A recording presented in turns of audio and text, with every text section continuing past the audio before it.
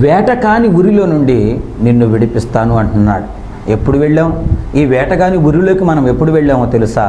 మొట్టమొదటి మానవుడు ఆదాము హవ్వలు చేసిన పాపం ద్వారా మనందరమి ఆ వేటగాని ఉరిలోకి వెళ్ళాం. వేటగాడు గాలం వేస్తూ ఉన్నాడు, ఉరి వేస్తూ ఉన్నాడు, అలాగే వల వేస్తూ ఉన్నాడు, గుచ్చిలాగుతూ సంతోషిస్తూ ఉన్నాడు, గంతులు వేస్తూ ఉన్నాడు అని చెబుతూ ఉంది వాక్యం.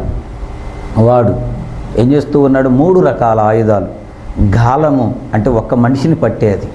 ఒక మనిషిని పట్టుకోవడానికి అనేక రకాల విధాలుగా ఈ లోకంలో చేపలు పట్టేవారిని మీరు గమనించండి. చిన్న చిన్న చేపలు పట్టడానికి చిన్న గాలాలు వేస్తూ ఉన్నారు. పెద్ద చేపలు పట్టడానికి పెద్ద గాలము ముళ్ళు ఉన్నటువంటి దానిని వేస్తూ ఉన్నారు.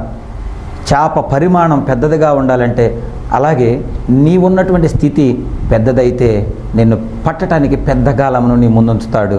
నీవున్నటువంటి స్థితి చిన్నదైతే చిన్న గాలము నీ ముందుంచుతాడు. వాడికి నీ పరిస్థితి బాగా తెలుసు. నీకు ఏది ఇష్టమో దాన్ని కూడా తీసుకొచ్చి నీ ముందు పెడతాడు. ఒకప్పుడు త్రాగుడు ఇష్టం పడి త్రాగిన వ్యక్తివైతే ఆ త్రాగుడిని తీసుకొచ్చి మళ్ళీ నీ ముందు పెడతాడు. ఎవరైనా ప్రేమించి అలా ఉన్నావు, ఆమెను తీసుకొచ్చి నీ ముందు పెడతాడు.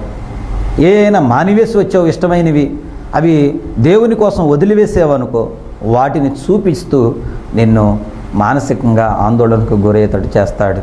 నిన్ను ఇబ్బంది పెట్టడానికి చూస్తాడు.